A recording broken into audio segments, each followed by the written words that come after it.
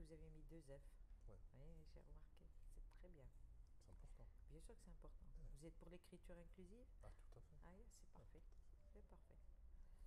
Et je mets un E après.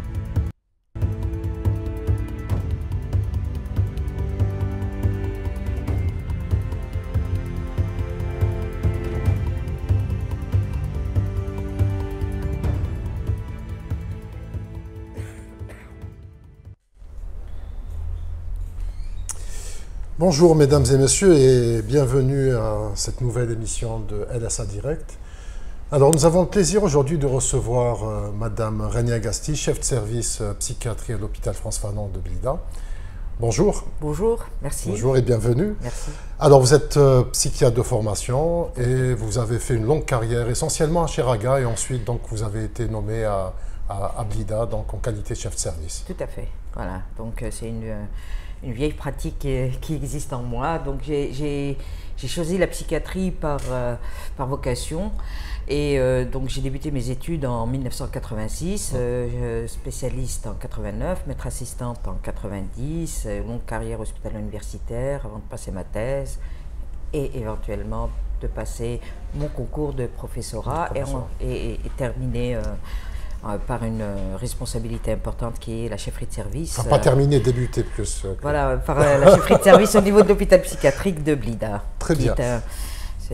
Qui est pour moi, disons, quelque chose d'important puisque c'est le premier hôpital, le plus grand hôpital psychiatrique d'Algérie et qui porte un nom prestigieux qui est celui de France Fanon. De France Fanon. Très bien.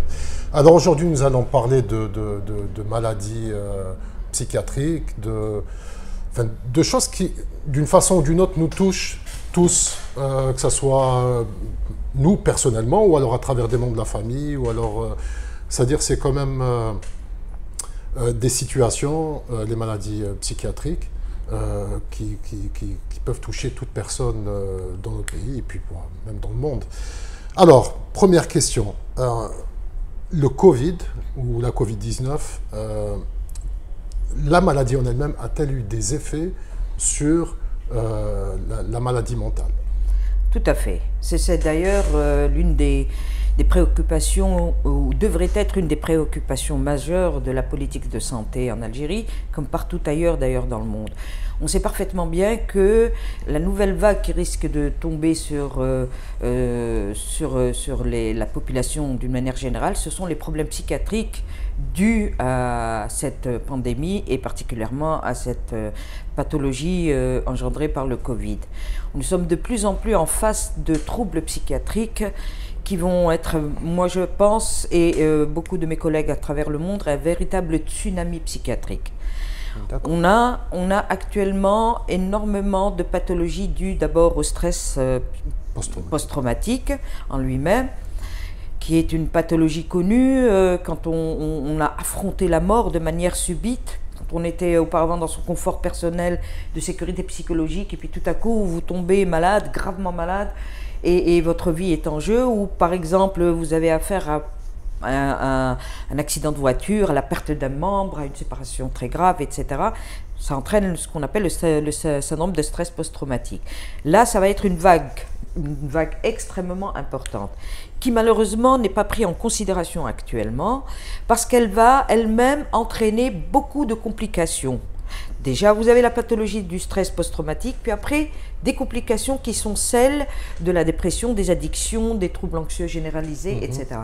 Mais ce qui est très, très, très important à dire, c'est que l'infection en elle-même va entraîner, sur le plan cérébral, une atteinte immuno-inflammatoire qui va entraîner elle-même une tempête cytokinique qui va déclencher, et maintenant on le sait, va déclencher un certain nombre de pathologies psychiatriques comme la schizophrénie, les troubles bipolaires et autres. Ça c'est l'effet, excusez-moi, l'effet du coronavirus en lui-même. C'est l'effet du coronavirus lui-même. Lui-même. Vous savez qu'il y a une inflammation extrêmement importante dans le Covid. Cette inflammation va toucher le cerveau. Et si elle touche le cerveau, l'inflammation va venir détruire les cellules nerveuses, ou entraîner de graves dysfonctionnements de la connectivité et donc déclencher de fait des pathologies schizophréniques et des troubles bipolaires et des pathologies chroniques graves avec de gros handicaps sur l'avenir.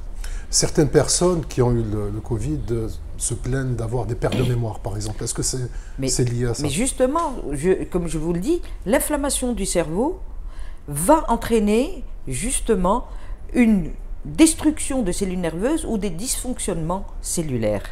Et forcément, ça peut toucher que tout ce qui est fonction supérieure du cerveau, à savoir la mémoire, la concentration, la résolution des problèmes et beaucoup de fonctions cérébrales importantes. La mémoire peut aussi être touchée dans le cadre d'un syndrome de stress post-traumatique, comme elle est touchée sine qua non déjà au niveau neurophysiologique et neuroanatomique. Alors pour revenir au syndrome de stress post-traumatique, oui.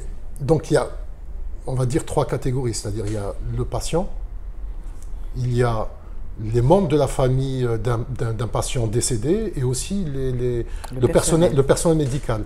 Est-ce qu'il y a une prise en charge? Est-ce qu'on a pensé, on a réfléchi à ce qu'il y ait une prise en charge à destination de cette catégorie? Pour vous répondre très franchement, bien après le déclenchement de cette pandémie, il y a eu quelques mails qui ont été envoyés par des responsables au niveau du ministère de la Santé, proposant à ce qu'il y ait des volontaires psychiatres pour éventuellement prendre en charge. Mais tout cela n'a pas été l'objet d'une véritable organisation. Il s'agissait beaucoup plus de volontariat que d'un programme planifié, bien organisé. Ce qui fait qu'au bout de quelques temps, c'est tombé tout à fait à l'eau. Alors qu'il est extrêmement important de planifier de manière très sérieuse cette prise en charge psychiatrique. C'est vrai que nous avons sur le plan structurel des insuffisances assez graves. Sur le plan psychiatrique déjà, c'est-à-dire que la psychiatrie étant le parent pauvre de la médecine, on n'a déjà pas beaucoup de moyens. On considère que ce n'est pas une spécialité importante, alors que c'est une erreur fondamentale. La psychiatrie, la maladie mentale impacte sur la société d'une manière très importante, et l'impact de ces pathologies psychiatriques ont également un impact socio-économique, et je dis bien économique, extrêmement important, qui peut se chiffrer à des milliards de dollars. Je reviens au programme qui devrait être mis en place par le ministère de la Santé. C'est un programme qui est extrêmement important, qui devrait à la fois toucher les patients qui sont atteints de Covid, la famille qui est dans un état de stress par rapport à leur membre qui est gravement malade ou qui est décédé, ainsi qu'au niveau du personnel lui-même qui est en état de stress permanent. Il faut absolument planifier un travail à ce niveau qui soit fait de manière sérieuse et organisée. Nous allons vers un tsunami, c'est-à-dire que le suivi du patient Covid ne devrait pas être un suivi que cardiologique, pulmonaire. Il doit être également psychiatrique. J'ai énormément de patients qui ont fait le Covid, qui se retrouvent avec des troubles du sommeil extrêmement graves, et qui se retrouvent dans des états de fatigue extrêmement graves. Ils sont en état d'hypervigilance, qui est un des symptômes du stress post-traumatique, et qui aggrave leur état de santé parce que le manque de sommeil va entraîner une fatigue qui elle-même va entraîner une difficulté à la réinsertion, et vous avez un cercle vicieux qui se met en place. Alors qu'il suffirait éventuellement de régler ces problèmes de troubles du sommeil, de discuter avec le patient, de faire une prise en charge adéquate pour que le patient puisse se retrouver et être en meilleure santé, mais récupérer de manière bien meilleure qu'il ne l'est dans cet état-là. Quand vous parlez de tsunami, c'est-à-dire que pour la société algérienne qui a traversé différentes crises, c'est-à-dire la société algérienne contemporaine, l'Algérie contemporaine, donc on est dans une situation de stress post-traumatique, donc qui date des années 50-60. Ensuite, dans toute la période on va dire de terrorisme, donc les années 90, donc une nouvelle strate encore s'ajouter à la société algérienne. C'est bien ce que vous dites, parce que moi j'ai l'idée profonde que l'Algérie passe par un cycle de violence qui est installé tous les 10 ans. Or, un cycle de violence a son lot de pathologies psychiatriques qui s'installent, dont le syndrome de stress post-traumatique. D'accord ? On n'a pas le temps de soigner de récupérer de cette période de violence, qu'une autre ère apparaît. C'est comme si l'Algérie vivait de manière cyclique des périodes de violence exprès pour pour que ces générations-là ne puissent jamais sortir de la violence, ne puissent jamais se soigner, ne puissent jamais pouvoir être dans une société de paix et pouvoir enfin construire la société algérienne de manière saine et future. C'est incroyable. Nous sommes, après à l'indépendance qui a eu son lot de brutalité horrible, nous avons été incapables de comprendre que nos parents ont subi une violence terrible qui a laissé des séquelles psychiatriques et psychologiques extrêmement importantes. Et à peine on en est sorti plus ou moins que nous nous retrouvons de nouveau devant des cycles de violence qui se répètent au fur et à mesure. Il faudrait peut-être se poser la question de savoir pourquoi. Et s'il n'y a pas lieu un peu de mettre en place une réflexion profonde autour de ça. Quelle pourrait être la prise en charge, par exemple, dans une situation de syndrome de stress post-traumatique? Alors la prise en charge, le syndrome de stress post-traumatique renvoie non pas à une réaction purement psychologique, mais à une réaction neurophysiologique. C'est-à-dire qu'en fait, le cerveau apprend qu'il y a un danger très grave. Donc son corps va se mettre dans une cascade de réactions neurophysiologiques en état de répondre à ce danger de mort. Donc vous avez ce qu'on appelle l'axe hypothalamo-hypophyso-surrénalien. Au niveau de notre cervelet, il y a des messages qui vont être envoyés au niveau du corps qui vont dire « attention, il y a un danger ». Donc vous allez avoir une vasodilatation. La vasodilatation, c'est quoi? C'est pouvoir vasculariser les muscles pour qu'ils puissent être en mesure d'attaquer.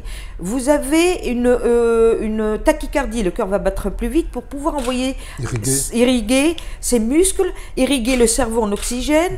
Vous avez une autre cascade de réactions qui sont les catécholamines, l'adrénaline, et vous avez cette fameuse hormone du stress qu'on appelle le cortisol, qui est sécrétée par une petite glande au-dessus du rein, qui s'appelle le cortisol, qui, elle, va augmenter le taux de glucose. Pourquoi? Parce que le cerveau va avoir besoin de sucre pour être vigilant.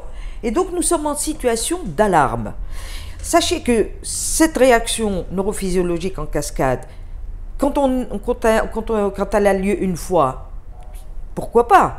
Mais si ça se répète, là on va vers des dysfonctionnements somatiques extrêmement graves, d'où le diabète, l'hypertension artérielle, le risque d'AVC. Donc quand on parle du stress, il ne faut pas voir juste l'aspect psychologique, mais toutes les conséquences et les séquelles graves, tant sur le plan psychiatrique que sur le plan somatique.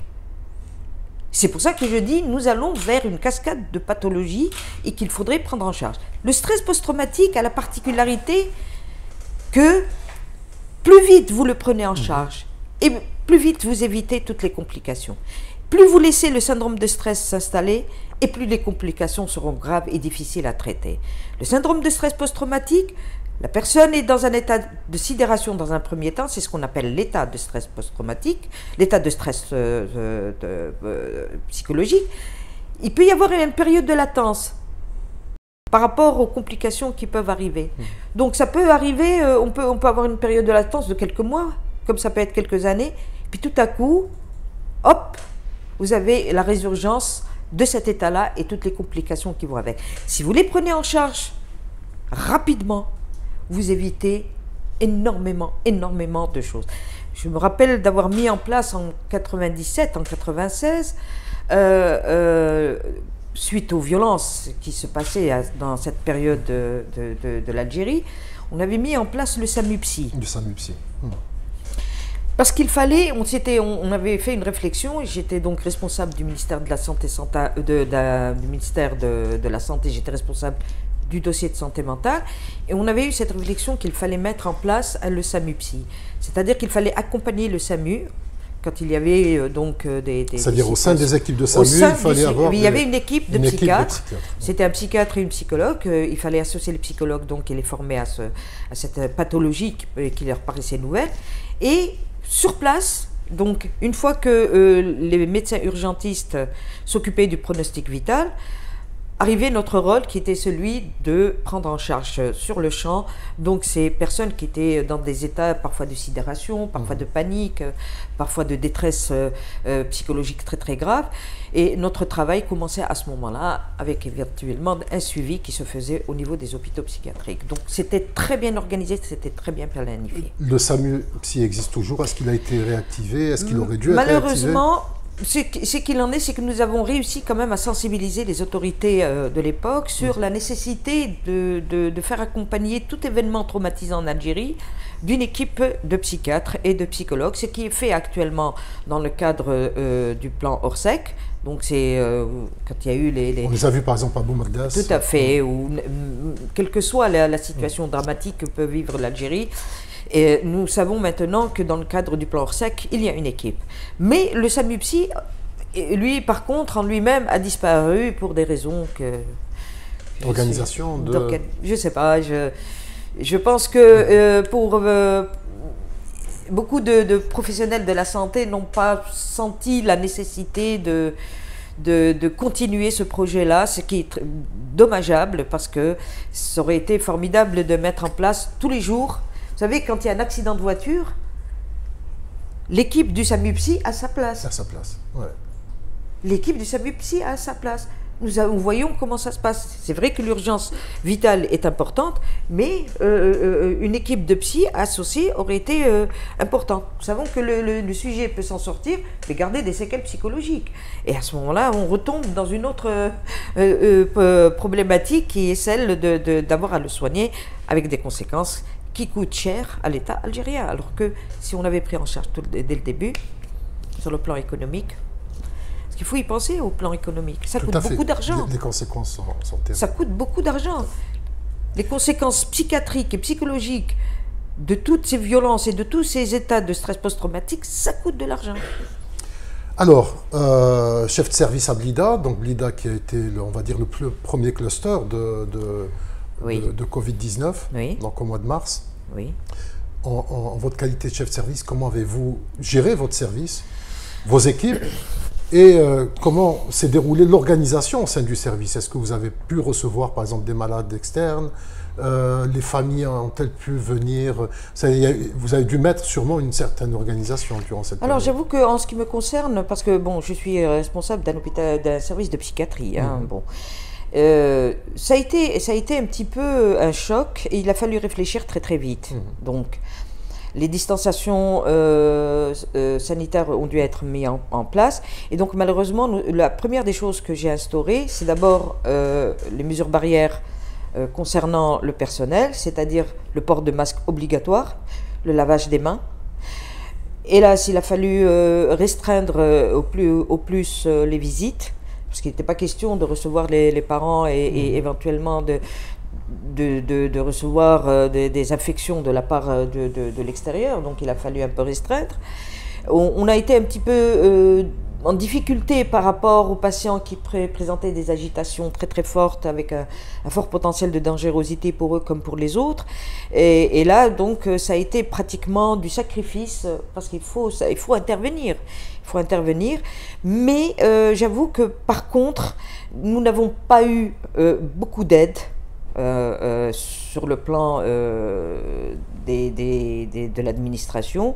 Nous avons eu beaucoup de difficultés pour avoir des masques, nous avons eu beaucoup de difficultés pour avoir des gels hydroalcooliques, nous avons, là dernièrement, dans mon service, il a fallu taper sur la table pour avoir des ingrédients. Pendant 2 ou 3 semaines, nous sommes retrouvés sans ingrédients pour le nettoyage, sans eau de javel, sans tout ça, alors qu'on est encore en pleine période Covid. Et ça, c'est très malheureux, ça. Donc, si vous n'avez pas les moyens nécessaires, même si vous organisez les choses de la meilleure façon qui soit, si vous n'avez pas les moyens, c'est très compliqué, hein, ça complique beaucoup. La lutte contre le Covid s'est faite au détriment de certains services? Oui, mais le personnel qui n'a pas été beaucoup aidé dans ses demandes, dans sa problématique, il y a eu malheureusement beaucoup d'essais, beaucoup de contaminations. Nous n'avions même pas de test PCR. J'ai une amie qui est responsable du laboratoire du CHU qui suppliait d'avoir un PCR et on lui disait non, si vous avez le PCR, on vous enlève tout le reste. C'est-à-dire qu'on a des administrateurs qui gèrent à la place des médecins. Voilà. C'est eux qui décident et ça c'est très malheureux. Donc ce type de gestion doit être absolument revu parce que ce n'est pas comme ça que ça se passe. Très bien. Votre service traite aussi les addictions. Oui. Alors est-ce que vous avez constaté durant cette période, donc durant toute l'année 2020, une augmentation des cas? Il y a une augmentation des cas, bien sûr qu'il y a une augmentation des cas. Nous sommes en fait le problème de l'addiction en Algérie existe depuis très longtemps. Mais disons que, je vais vous raconter une anecdote. Moi, je discutais avec mon père, il me disait, nous, c'est vrai que les générations anciennes fumaient par exemple du shit, mais c'était à titre, c'était le soir, c'était les anciens et les adolescents regardaient sans plus. Donc c'était de temps en temps à titre récréatif. Les addictions ont commencé à devenir problématiques à partir des années 80. C'est devenu quelque chose de terrible. Actuellement, nous sommes en train de voir que les addictions, les produits addictogènes sont différents. On est de plus en plus vers les psychotropes et dont un particulièrement qui est le Lyrica, la prégabaline, qui est en train de devenir un phénomène morbide extrêmement important en Algérie. Comme les frontières de l'Ouest sont fermées, donc l'afflux de hashish est de moindre importance, donc ils sont en train de se diriger vers la prégabaline, l'Lyrica, ce qu'on appelle Sarour, ou le taxi comme on dit. Et d'abord, c'est très facile à obtenir. C'est très facile à obtenir. On n'a pas besoin ça ne prend pas beaucoup de place. Il suffit d'un comprimé ou 2 ou 3 par jour et vous êtes dans un état incroyable. Et ce qui est très étonnant, c'est que malgré son pouvoir addictogène, ce produit n'est pas sur la liste des stupéfiants. Ce qui est extrêmement étonnant. C'est étonnant. On ne comprend pas ce qui se passe. On sait très bien que c'est en train d'entraîner des dégâts terribles, mais malheureusement, on ne le met pas sur la liste des stupéfiants et il est prescrit de manière tout à fait normale, alors qu'il y a, normalement dans le cadre des psychotropes, il y a des règles de prescription, c'est-à-dire que ce sont des psychiatres ou des neurologues qui devraient le prescrire. Il y a un registre au niveau de la pharmacie sur lequel on enregistre. Ce registre-là devrait être paraphé ou signé par le commissaire de police. Et j'ai appris que ce n'était plus le cas. Qu'est-ce qui se passe? Allez savoir. Juste pour expliquer à quoi est destiné à l'origine Lyrica et quels sont les effets de Alors Lyrica. le Lyrica, la prégabaline, est à la base un anti-épileptique et il est aussi classé dans les analgésiques. Donc il a un effet analgésique sur les neuropathies diabétiques ou autres. Donc malheureusement, on s'est rendu compte que la prise de la prégabaline entraînait un état d'euphorie, de désinhibition. C'est-à-dire que la personne qui le prend se sent très forte. Pleine de pouvoir, pleine euphorique, heureuse. La personne qui est timide est capable de discuter, de parler, de se sentir très très très très forte. Au pire, ce qui se passe, c'est que la personne peut à un moment donné rentrer dans un état hallucinatoire et faire une confusion mentale. Quand on fait une confusion mentale, le risque vital est en jeu. Donc la confusion mentale, c'est un phénomène où le sujet vit un délire. C'est-à-dire que le délire est vécu. Il a l'impression que c'est la réalité, qu'il y a un danger en face de lui, donc il peut aller attaquer ou s'attaquer. Donc il y a un énorme danger concernant la prégabaline. Et encore une fois, son pouvoir addictif a été démontré depuis quelques années. Et voilà. Donc c'est des comprimés qui sont faciles à obtenir. Il suffit d'une ordonnance. Il y a des réseaux. Il y a des réseaux.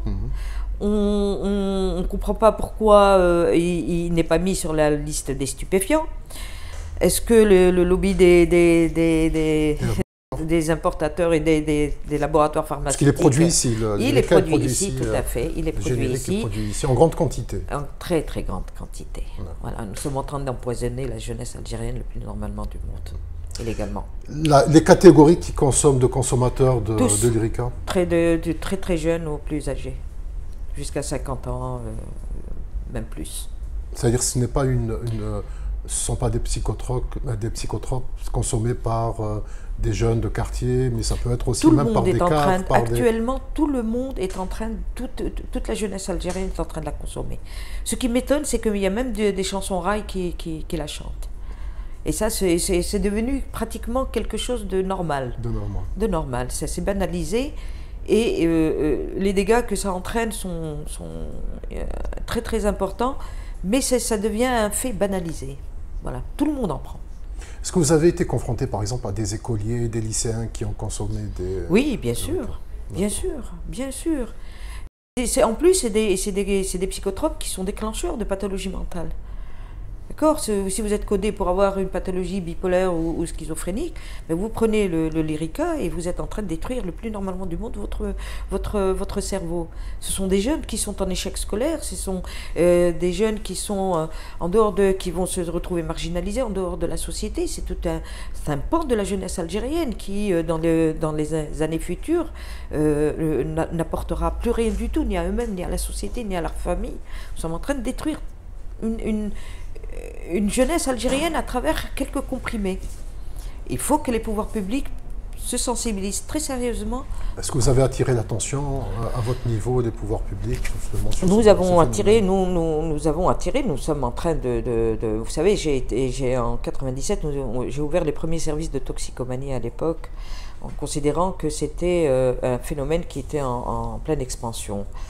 Et nous avons également mis en place, parce que vous savez, quand il s'agit de sevrage dans ces services de toxicomanie, il s'agit également aussi de la prise en charge en ambulatoire. Il ne faut pas lâcher le toxicomane, le patient qui a une addiction, il ne faut pas le lâcher, parce que les rechutes sont importantes, il faut être très très acharné avec le patient. Et il y a des CIST qui ont été mis en place, c'est-à-dire des centres de soins intermédiaires pour toxicomanes. Bon, c'est vrai que le terme toxicomane n'est pas adéquat parce que maintenant on parle d'addiction et pas de toxicomanie, mais c'était le terme qui était dévolu à l'époque. On ne voit rien venir. On a l'impression que c'est un petit peu la désolation sur ce plan-là. Il n'y a pas de retour, il n'y a pas de chiffres. Il n'y a pas de chiffres. Il n'y a pas de chiffres. Il n'y a pas de chiffres concernant le nombre de toxicomanes en Algérie. Tout à fait. En tout cas, ceux traités dans les services. Exact. Ni ceux traités dans les services, ni des enquêtes épidémiologiques ne sont faites, on ne sait rien. Et si on n'a pas de chiffres, on ne sait pas planifier. On ne peut pas planifier une véritable politique de santé mentale. On ne peut pas. L'introduction de la méthadone, donc de cure de méthadone pour les personnes dépendantes. Ce n'est pas la bonne méthode. Déjà, est-ce que la méthadone est la solution pour le type de drogue consommée ici en Algérie? Vous savez, la méthadone a été mise en place par des sociétés cela est dû au nombre de criminalité et du risque infectieux que cela a entraîné. C'est-à-dire que le sujet qui est addict aux opiacés, surtout l'héroïne, c'est une addiction très dangereuse, très forte. Et quand le sujet est en état de manque, il peut faire n'importe quoi. Donc il peut commettre des délits. D'accord ? Il peut commettre des délits, il peut utiliser des seringues n'importe comment, donc VIH, hépatite, il peut tuer, il peut voler, etc. Donc ces sociétés occidentales ont dit, nous, on ne peut pas gérer cette criminalité. Ce qu'on va faire, c'est qu'on va légaliser la drogue, c'est-à-dire les produits de substitution. Donc au lieu de le sevrer, nous allons la lui donner légalement. L'accompagner d'une certaine façon. Voilà. Ouais. Voilà pourquoi on a inventé les traitements de substitution. Donc il ne s'agit nullement de guérir le patient de son addiction, mais juste d'éviter qu'il ne fasse des actes criminels. Voilà. Ça, c'est probablement vrai parce qu'eux ont des chiffres en Occident qui peuvent les amener peut-être à mettre en place ce type de traitement de substitution. Mais elle a eu des conséquences et des aléas importants parce qu'ils se sont rendus compte que ces produits de substitution étaient dévoyés et qu'ils étaient l'objet de trafic. Donc, on retombait pratiquement dans la même chose. Dans la même chose. Voilà. En Algérie, je ne pense pas que nous ayons un taux si important de patients. D'ailleurs, il n'y a même pas de chiffres pour proposer. Vous savez, ça coûte très, très cher. La méthadone? La méthadone coûte extrêmement cher. D'accord. Et il faut faire très, très attention pour la remettre. Il faut qu'il y ait une chaîne de sécurité qui soit mise en place. Si vous prenez et vous donnez une quantité de méthadone comme ça, de 20, 30, 40 pour la semaine. Ah, c'est-à-dire qu'on remet au patient... Le patient doit être sur place, doit prendre le flacon, ça dépend, comprimé ou flacon, il doit le boire. Parce que si le flacon en lui-même, ce qui est fait, normalement, ces flacons-là ne doivent pas donner de flash, parce que c'est le flash qui est dangereux. Mais on va le lui donner pour éviter les conséquences d'un état de manque. C'est-à-dire on va éviter qu'il ait des symptômes de manque. Mais on ne va pas le donner pour qu'il se shoot, entre guillemets. D'accord? Malheureusement, cette méthadone-là est détournée. Le Subutex est détourné. Il est mis en poudre, il est mélangé à du sérum, il est injecté. Et donc, le patient, le sujet toxicomane, doit être sur place et doit le prendre sur place. Sur place. On ne doit pas le lui donner pour qu'il l'emporte avec lui. Mais vous avez expliqué que c'est un produit de substitution pour les opiacés. Est-ce qu'il y a de grands consommateurs d'opiacés ici en Algérie? Est-ce que la méthadone est efficace, par exemple, dans le cas de l'Irica ou du cannabis? Non, ça n'a rien à voir. Donc à quoi ça sert? Je sais pas. D'accord. Je sais surtout que ce budget-là pourrait aller dans d'autres dans d'autres prises en charge qui sont beaucoup plus importantes. La méthadone est fabriquée ici en Algérie? Apparemment, il y aurait un laboratoire qui serait en mesure de le fabriquer. De le fabriquer. Ouais. Ou de le ramener ou de l'importer, je ne sais pas. Très bien. Alors, tout à l'heure, vous disiez qu'il n'y a pas de chiffres concernant le nombre de personnes addictes en Algérie, sous addiction. Pour ce qui est des personnes souffrant de maladies mentales?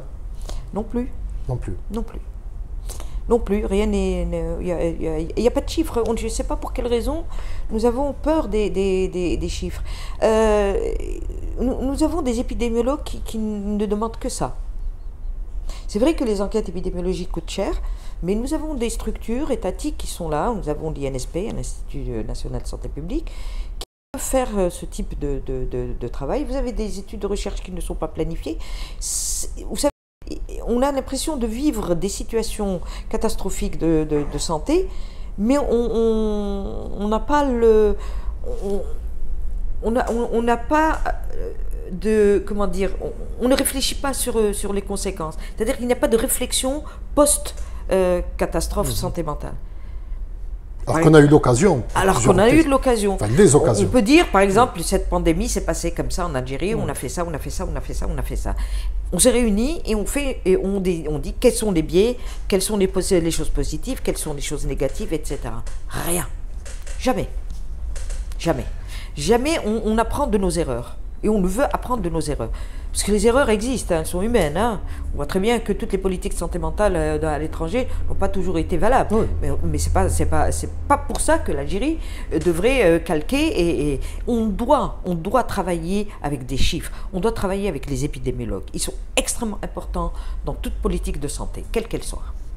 Est-ce qu'il existe une carte sanitaire psychiatrique en Algérie? Alors, le problème qui se pose, c'est qu'il n'y a pas de carte sanitaire.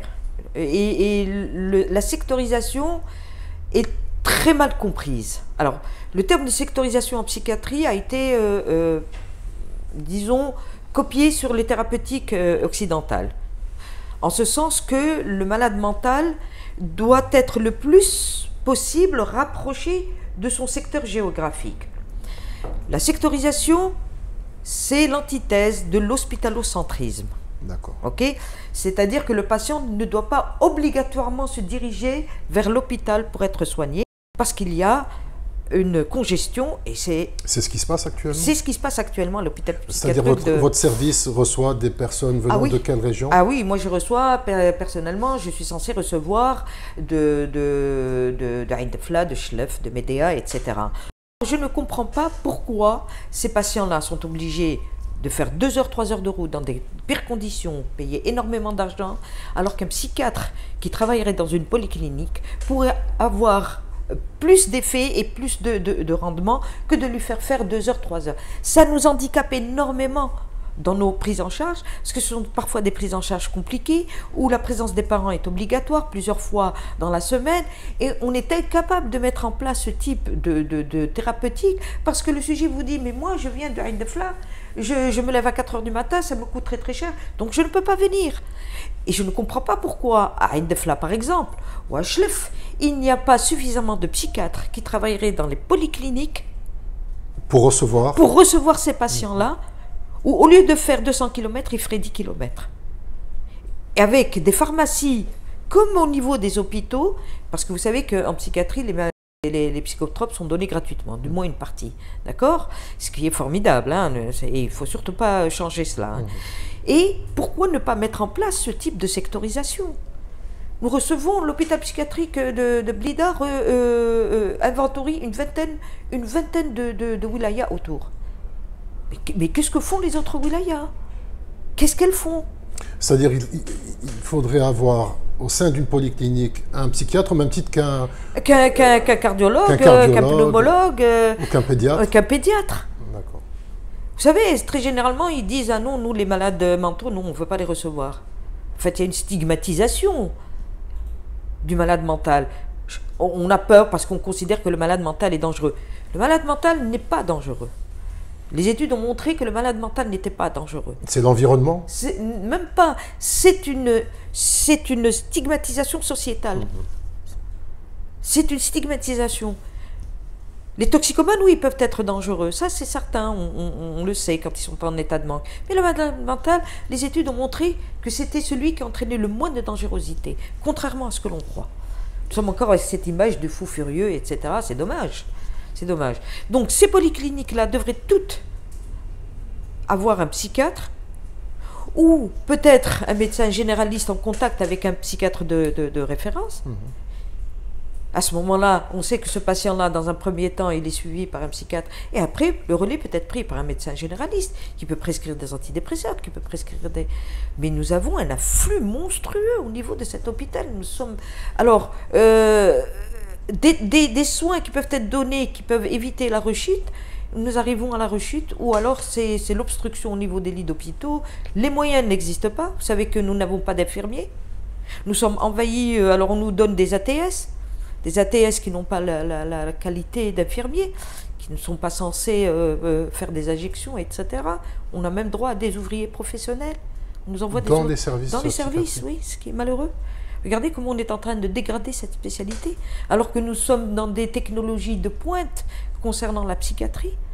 Nous revenons à une prise en charge où, malheureusement, on a affaire à des manœuvres, des ouvriers professionnels qui viennent soigner, enfin, du moins garder les patients, qui n'ont pas la qualité pour discuter avec des sujets malades.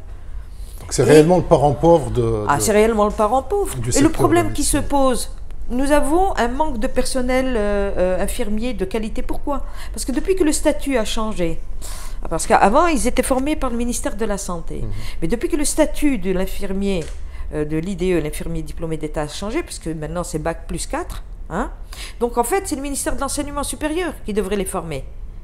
C'est le blocus. Il ne forme pas. Forme pas. Alors, qu'est-ce que fait le ministère de la Santé? Il tente de pallier avec un nombre important d'ATS. Donc, nous sommes en train de tirer la formation et la prise en charge vers le bas. Pour qu'il y ait justement la mise en place de cette carte sanitaire, pour qu'il y ait de la proximité, il faut qu'il y ait plus de psychiatres. Oui. Est-ce que cette spécialité attire encore les étudiants?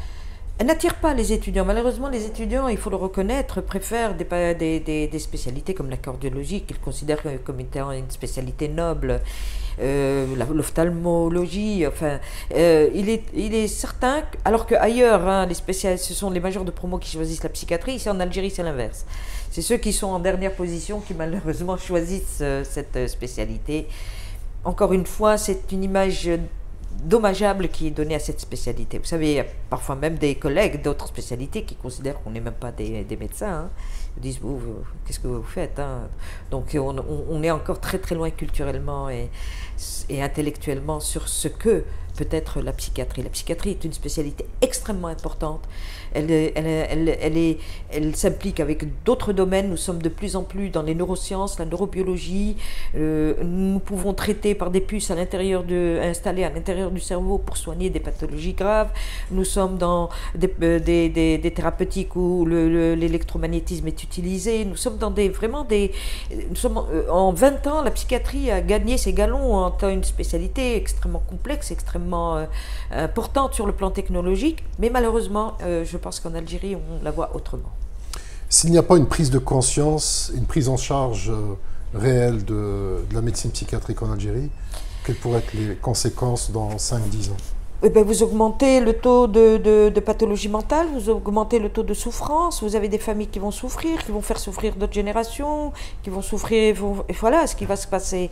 Et on sait très bien que le stress, qui est le mal du siècle, on le sait maintenant, le stress est le mal du siècle, va entraîner une société malade, c'est tout. Vous croyez qu'en soignant, en mettant une valve, c'est bien, mais si le sujet est anxieux, ça servira à rien. Ça servira à rien du tout, parce que sa neurophysiologie malade va faire qu'il va faire des pics hypertensifs, il va faire de l'eczéma, il va faire de l'allergie, il va faire du diabète, il va faire beaucoup de choses. Si on soigne l'anxiété, si on soigne le stress, on soigne pratiquement énormément d'autres pathologies. Les psychoses maintenant sont d'origine auto-immune. Et il faut savoir qu'elles sont auto-immunes, inflammatoires. Donc, il faut travailler beaucoup là-dessus. La psychiatrie est une spécialité très importante dans une société. Blida, donc Frantz Fanon. Oui. Est-ce que l'esprit est toujours là, l'esprit de Frantz Fanon? Non, je ne crois pas. Non. Je ne crois pas. J'ai été extrêmement déçue quand j'ai pris ma chefferie de service de voir que les malades étaient parqués comme à l'époque de... À l'époque coloniale? Oui. Tout ce que Frantz Fanon combattait? Avait combattu, oui. Oui, on ne respecte pas le malade mental. On ne le respecte pas du tout. C'est dommageable. Voilà. J'aimerais qu'on fasse un peu plus pour le patient. Vous savez, quand vous avez des parents qui viennent vous voir et qui vous disent merci d'avoir soigné mon fils, de l'avoir rendu à la société, maintenant il travaille, il se marie, vous savez, vous avez sauvé une vie en fait. Vous avez sauvé une vie. Une vie, une famille. Une vie, une famille. Voilà. Donc il faut le respecter, ce malade. Il faut le respecter, il faut le soigner convenablement. Voilà. Merci beaucoup. Merci. Alors, nous avons une tradition, c'est le livre d'or de LSA Direct. Je vous propose de le signer. Alors, je dois mettre quelques mots, j'imagine. Bien sûr. Alors, merci à toute l'équipe d'abord pour votre travail.